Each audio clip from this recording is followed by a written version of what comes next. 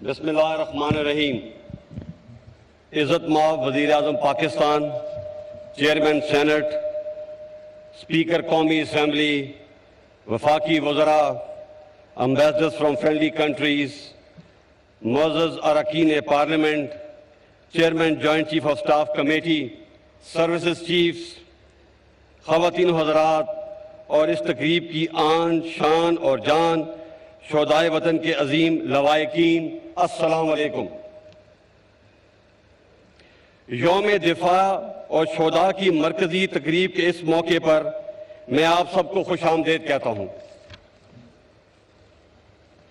آج کا دن شہدائے پاکستان سے اظہار یکجہتی کا دن ہے اور آپ سب کو یہاں دیکھ کر ہمارے اعتماد اور حوصلے میں مزید اضافہ ہوا ہے۔ آپ تمام حضرات کا یہاں جمع ہونا اس بات کی دلیل ہے کہ دفاع پاکستان کے لیے ہم سب یکجان ہیں۔ خواتین و حضرات، 6 ستمبر 1965 ہماری ملکی تاریخ کا ایک اہم دن ہے۔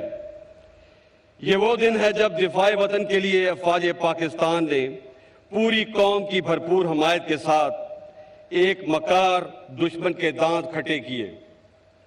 ہر پاکستانی وطن کا سپاہی بنا اور وطن کی حفاظت کے لیے ہم سب نے متحد ہو کر اپنا اپنا کردار ادا کیا۔ ہمارے جوان آگ میں کود پڑے لیکن ملک پر آنچ نہ آنے دی۔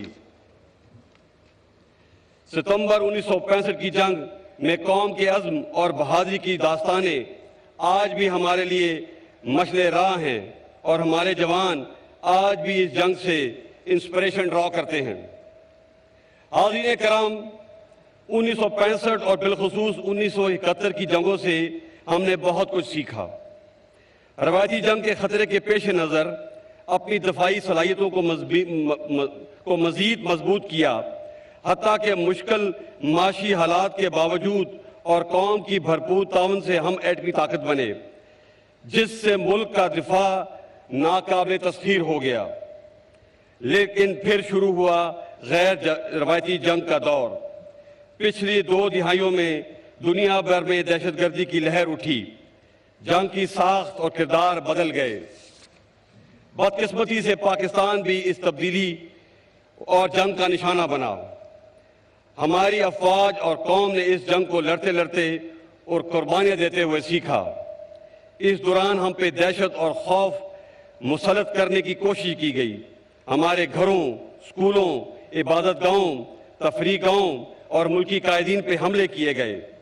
ہمیں اندر سے کمزور اور تقسیم کرنے کی کوشش کی گئی، مگر سلام ہے پاکستانی قوم اور اس کے محافظوں پر جو اس مشکل وقت میں سیسا پلائی ہوئی دیوار کی طرح ڈٹے رہے۔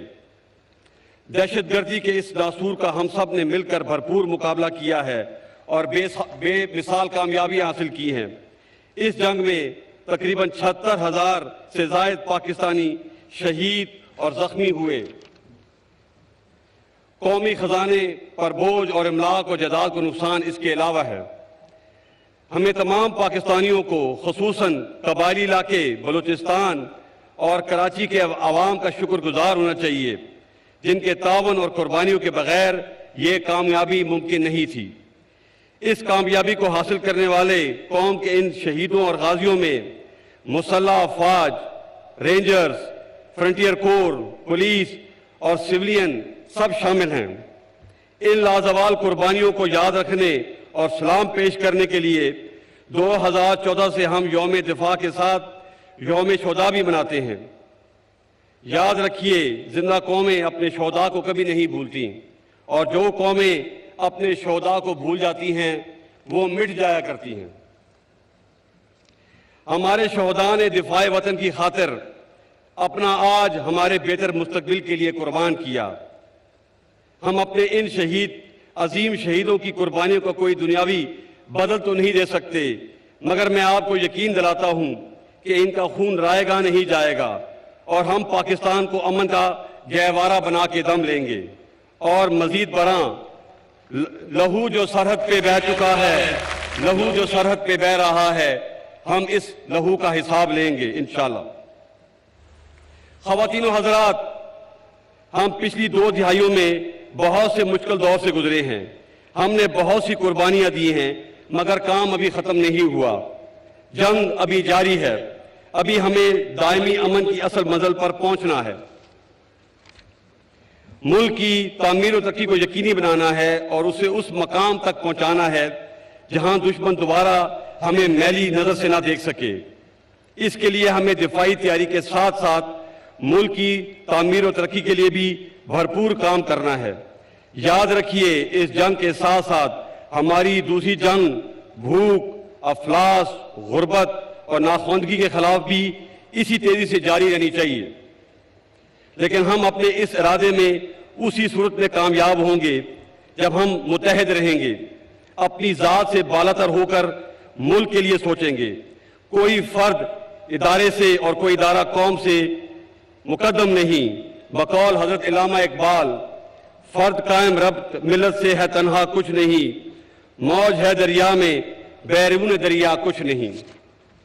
حاضرین کرام، ملک کی یکجہتی، استحکام اور ترقی کے لیے جمہوریت کا تسلسل بہت ضروری ہے، لیکن جمہوریت جمہوری رویوں، آئین اور قانون کی بالادستی اور اداروں کی مضبوطی کے بغیر پنپ نہیں سکتی۔ الحمدللہ ہم اس راہ پہ تقریباً 10 سال پہلے گامزن ہو چکے ہیں، اور آج کی اس تقریب میں ملک کے تمام سیاسی قیادت اور ہر ادارے اور مکتب فکر کے نمائندے موجود ہیں۔ یہ اس امر کی غمازی کرتا ہے کہ پاکستانی قوم آج پہلے سے بھی زیادہ پرعزم اور متحد ہے۔ یہ ایک پیغام ہے کہ ہم پاکستانی کسی بھی مشکل سے گھبرانے والے نہیں، اور جلد از جلد اقوام عالم میں قائد اعظم کی ویژن کے مطابق اپنا جائز مقام حاصل کر لیں گے انشاءاللہ۔ اس موقع پر میں مقبوضہ کشمیر کے بھائیوں اور بہنوں کو بھی سلام پیش کرتا ہوں جو بہادری اور قربانی کی ایک لازوال تاریخ رقم کر رہے ہیں۔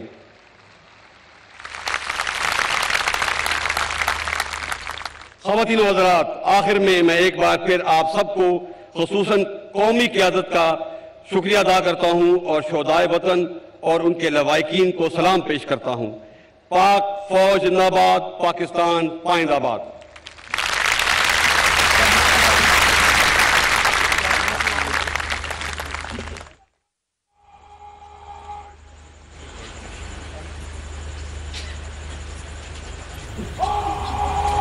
Army chief general Qamar Javed Bajwa تقریب سے خطاب کر رہے تھے۔ انہوں نے کہا کہ ہم بہت جلد اقوام عالم میں قائد اعظم کے ویژن کے مطابق اپنا مقام حاصل کر لیں گے۔ انہوں نے کہا کہ ہماری لازوال قربانیاں قوم کے مستقبل کی ضامن ہیں۔ انہوں نے کہا کہ مشکل معاشی حالات کے باوجود ہم ایٹمی طاقت بنے۔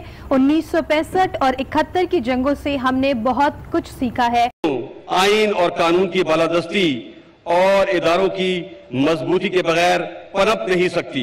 الحمدللہ ہم اس راہ پہ تقریباً 10 سال پہلے گامزن ہو چکے ہیں، اور آج کی اس تقریب میں ملک کے تمام سیاسی قیادت اور ہر ادارے اور مکتب فکر کے نمائندے موجود ہیں۔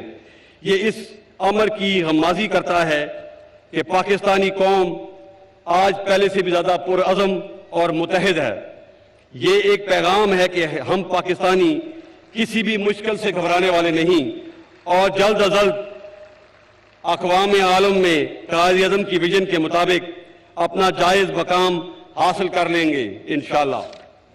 اس موقع پر میں مقبوضہ کشمیر کے بھائیوں اور بہنوں کو بھی سلام پیش کرتا ہوں جو بہادری اور قربانی کی ایک لازوال تاریخ رقم کر رہے ہیں۔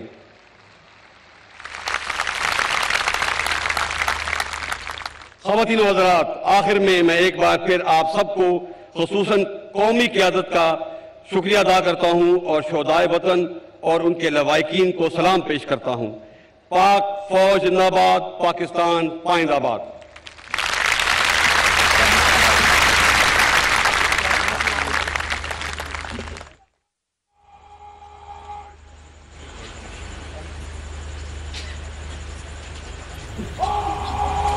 Army chief general Qamar Javed Bajwa तकरीब से खिताब कर रहे थे। उन्होंने कहा कि हम बहुत जल्द अक़वाम आलम में कायद आज़म के विजन के मुताबिक अपना मकाम हासिल कर लेंगे। उन्होंने कहा कि हमारी लाजवाल कुर्बानियाँ कौम के मुस्तक़बिल की ज़ामिन हैं। उन्होंने कहा कि मुश्किल मुआशी हालात के बावजूद हम एटमी ताकत बने। 1965 और 71 की जंगों से हमने बहुत कुछ सीखा है।